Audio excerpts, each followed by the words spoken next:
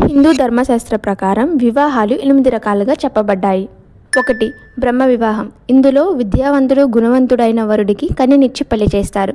ఇందులో ఎలాంటి డబ్బు లావాదేవీలు ఉండవు. 2. దైవ వివాహం. ఇందులో యజ్ఞం చేస్తున్న పూజారికి అలంకరించిన కన్యను దక్షిణగా ఇచ్చి పెళ్లి చేస్తారు.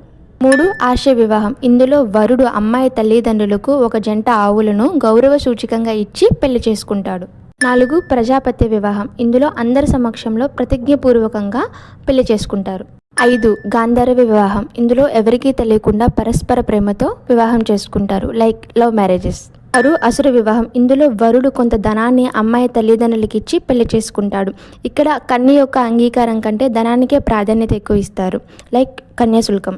7. రాక్షస వివాహం. ఇందులో ఒక అమ్మాయిని బలవంతంగా తీసుకువెళ్ళి పెళ్లి చేసుకుంటాడు.